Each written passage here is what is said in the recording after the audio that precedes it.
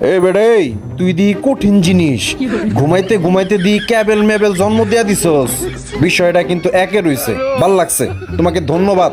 তুমি এরকম একটা প্রয়োজনীয় জিনিস তুমি জন্ম দিয়েছো, কিন্তু তোর তো বিলায়ের বাচ্চা জন্ম দেওয়ার কথা।